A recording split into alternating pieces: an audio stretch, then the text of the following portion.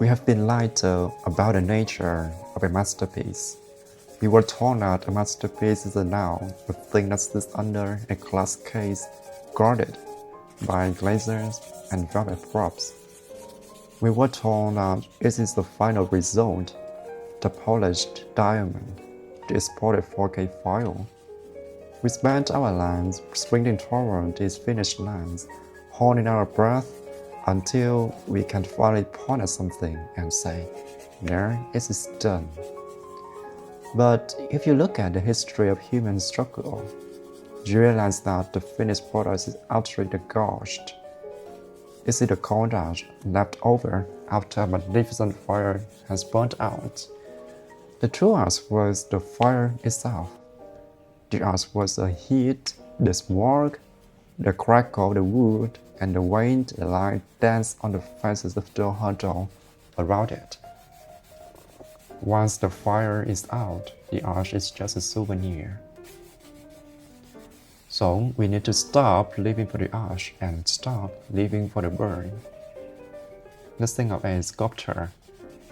The world waits for the statue like a product.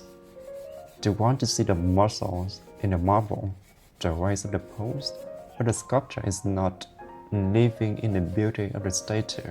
The sculptor is living in the violence of the creation.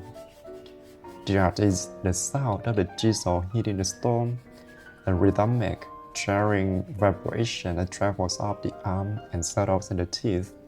The art is the dust that fills the lungs. The art is the moment of pure, unadulterated terror. When a large chunk of stone falls away and the artists realize that they must change their entire vision to accommodate the flaw.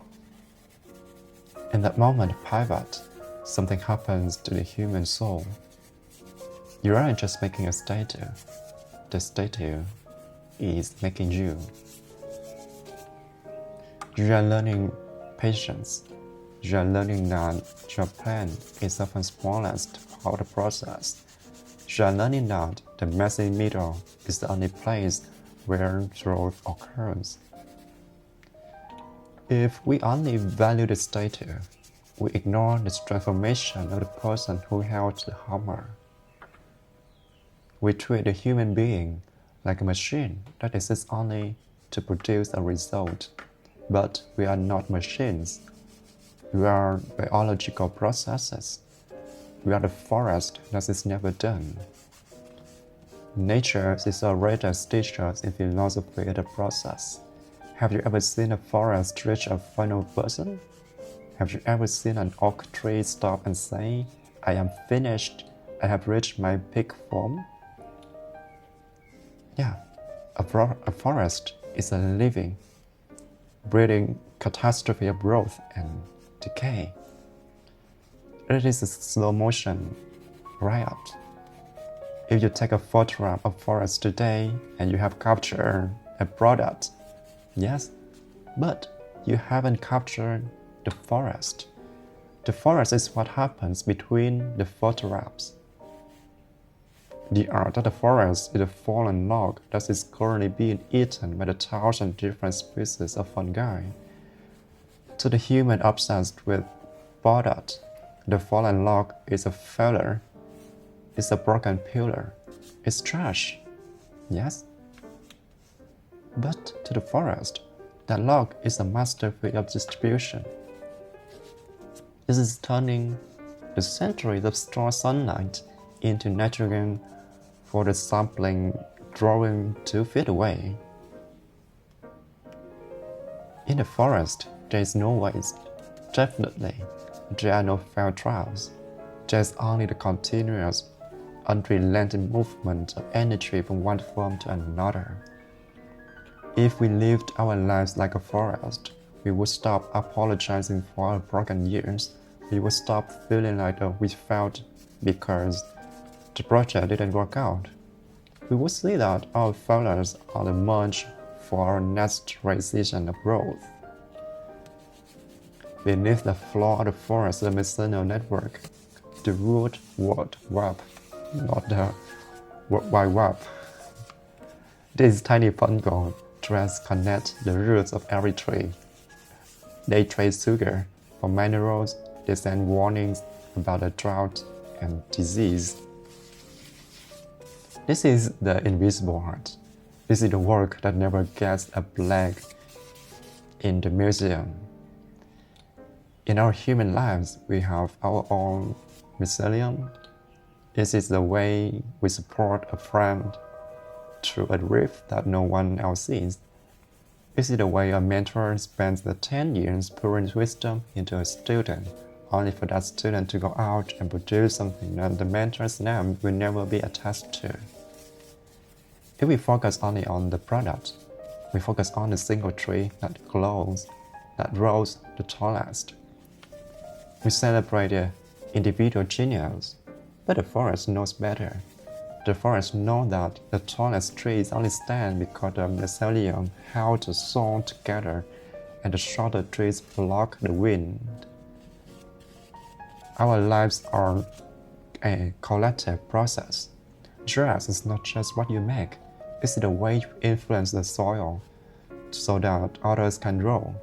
It's the kindness you show in the middle of the stressful Tuesday. The kindness is a masterpiece of the unseen. We are a civilization that has become allergic to the corrupt. We want the first version to be the final version. We want to be experts without being apprentices. But the trapped is where the honesty lives. When you look at the notebooks of a great thinker, they are full of crossed-out lines, ink stains, and frustrated doodles. Those notebooks are more art than the books that were eventually printed from them. The notebook is a record of the mind in motion. The printed book is a record of the mind that has stopped moving on a particular subject. So we must learn to love the crossing out. We must learn to love the I don't know yet, because I don't know is the most creative space in the universe. Is it a void from which stars are born? If you already know the product before you start, you aren't creating, you are just following a recipe. Do you agree with me? True art requires a risk of the unknown, right? It requires you to walk in the woods without a map, and just the walking is the point. We often treat our lives like a train journey. We sit in a window, staring at our watches, waiting for destination. We think, once I get a job, I'll be happy. Once I finish a degree, I'll be an artist. When I find my partner, my life will begin. But the train is moving at 8 miles an hour. The scenery is blurring past. If you spend the whole time looking at your watch, you have missed the trip. The destination is just a station. You'll be there for 10 minutes. You get off the train, and then you start looking for the next ticket. The art of the journey was the way the sunlight hit the rain fields. It was a conversation you had with the stranger in the next seat. This was a feeling of vibration of the tracks under your feet. Your life is not a destination. Your life is a vibration. Most of us live in the middle. We are no longer who we are. We aren't yet who we are going to be. You are in the day 2 of our existence, the part where the excitement of the start has worn off. The satisfaction of the finish is nowhere in sight. In the middle, we feel lost. We feel like we are wasting time. But the middle is the only place where the work happens. Think of the baker kneading dough. The product is the bread, but the art is the kneading. This is a physical labor of stretching the gluten, of feeling textures change from sticky to smooth. If you skip the kneading, you don't get the bread. The kneading is transformation, right? Have you ever made a bread or any kind of dough? We are currently being needed by our circumstances. We are being stretched by our challenges. This is not a delay. This is the art. What will happen if we accept what will be died unfinished? Every great artist died with unfinished projects in their studio. Every great thinker died with questions they hadn't answered. If the goal of life was to finish, then every life would be a failure. But if the goal of life is to process, then every life is a success. Living values means choosing the process over the product in our every single day. Value the conversation over the conclusion. This is the first thing I think we need to keep in mind when we navigate our life, daily life. Stop trying to win the argument and start trying to understand the person instead. Value the process over the performance. It's not love the way the instrument feels in your hands, not just the applause at the end. Or to value the questions over the answer, which is answers close the doors, questions open them. Value the effort over the result. Yes, for sure. We cannot control the result, right?